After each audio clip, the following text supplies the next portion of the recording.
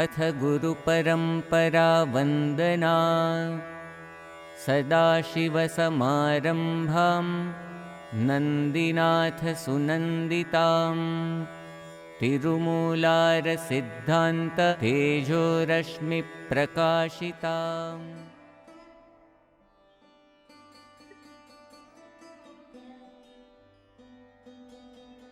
The COVID-19 pandemic is proving itself a time when the daily difficulties faced by individuals and families are far greater than usual.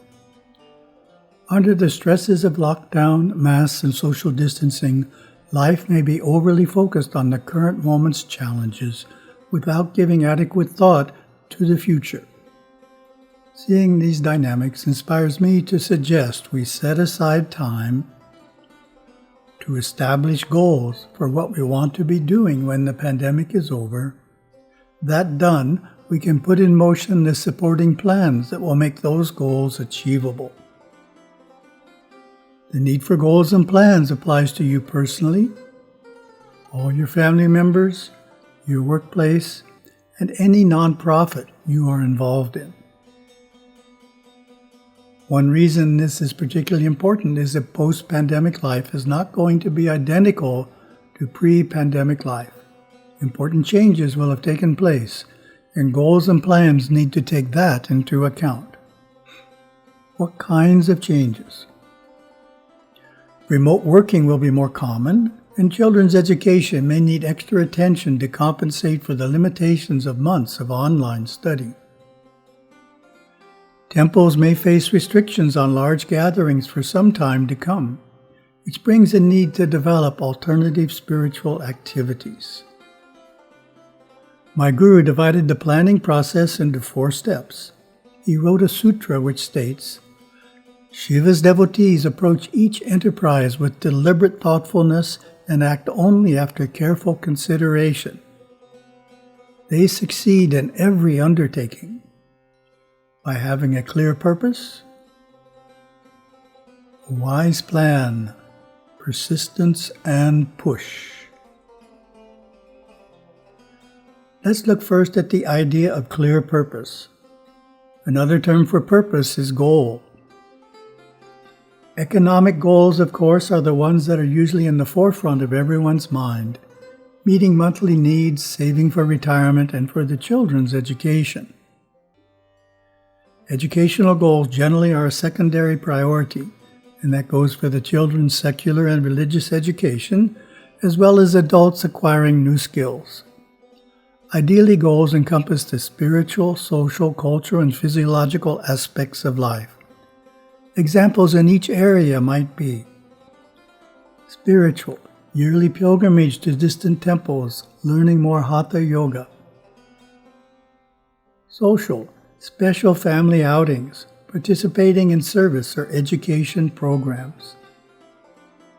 Cultural, attending performances of music, art, drama, and dance, learning a craft, an instrument, or new songs.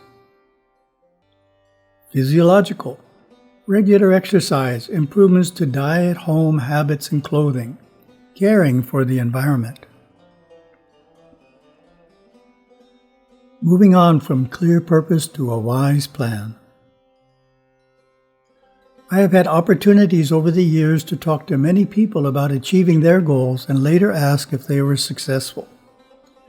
There are many reasons for lack of success, but when it comes to a goal that is of a complicated nature, the reason for being unsuccessful is usually the lack of a wise plan.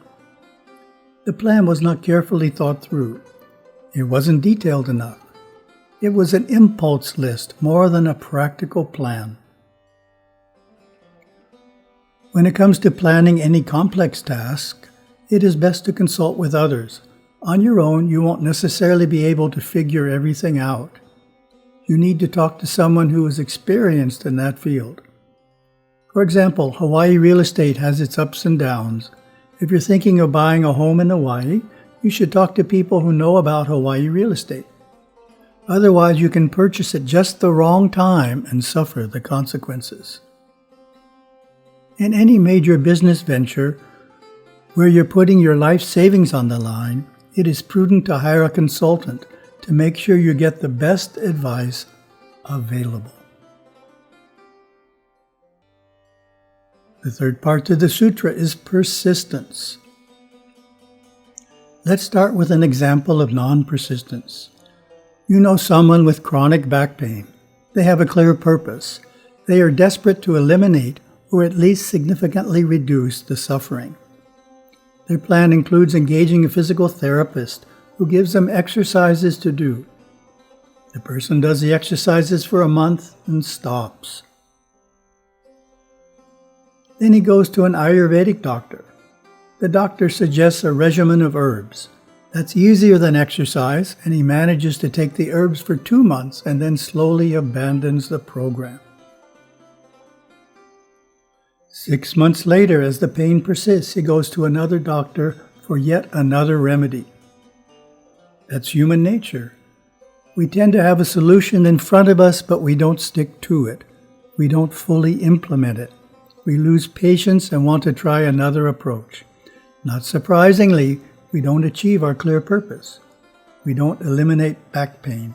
We jump from one solution to another. Of course, sometimes it is necessary to change a plan when it is clearly not working. On this, Gurudeva wrote, "Changeableness means indecision, not being decisive. How can we discriminate between this and the strength of a person who changes his or her mind in wisdom because of changes of circumstance? A person who is changeable is fickle and unsure of himself, changing without purpose or reason. Persistence describes the mind that is willing to change for mature reasons based on new information, but holds steady to its determinations through thick and thin in the absence of such good reasons. The decision is based on wise discrimination.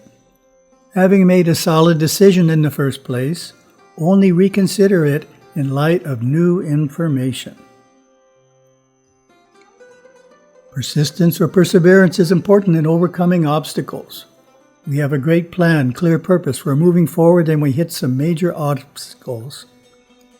In the Hindu world, it is sometimes thought, "Oh, Lord Ganesha is blocking the plan. I'm not supposed to do this," and we stop. Encountering an obstacle doesn't necessarily mean that you should abandon the plan. Some obstacles are best broken through, and some need more careful analysis, guided by Ganesha. Intuition will guide which is which. Sometimes the problem is simply that we are being unrealistic.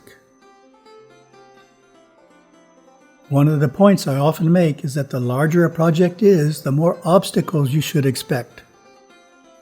How many obstacles has our monastery encountered in the project of building a hand-carved granite temple in Hawaii? Lots. By persisting, each barrier was overcome. Therefore, once you create a clear purpose and a wise plan, make sure you are being realistic in terms of the number of obstacles you anticipate before you start the project. Then when obstacles come up, you can smile instead of getting discouraged. You say, "Oh, obstacle number 1, here you are. Welcome. It's been about 3 or 4 months since we started. That's about right." You're not surprised or disheartened. The last concept in Gurudeva's sutra is push. Push in this context means willpower, the ability to power something through to accomplish it. A lack of push is the student who wants to do well in school, who plans to get up early in the morning and study hard, but sleeps in regularly. The result? He does not excel. The plan is there, but the willpower to fulfill it is not. Willpower can be compared to a muscle. Muscles are so interesting. The more you use a muscle, the stronger it gets. Most things go away when you use them. Take a jar of rice. You use it, you end up with an empty jar. Money. You have money in a bank account. You use it, the bank account ends up empty. But willpower is the opposite. The more you use it, the more you have. Similarly, the more you exercise a muscle, the stronger it becomes, the more it can do. Therefore, you need to make sure you're adequately exercising your willpower. Fortunately, there are many opportunities throughout the day. Gurudeva gives a clear guideline. He says, to strengthen willpower, you need to do two things. Finish every job you start, and do it to the best of your ability, and even a little better. That strengthens your willpower. There's another P which Gurudeva added in some of his writings, and that's prayer. He wrote, be sure to initiate your wise plan with prayer. In other words, go to the temple and have an archana done, for example, to Lord Ganesha and start the activity out with religious blessings. It is also helpful, particularly for major activities, to begin on an auspicious day. Hindu astrology can provide information as to which days are auspicious and which days are inauspicious for starting new endeavors.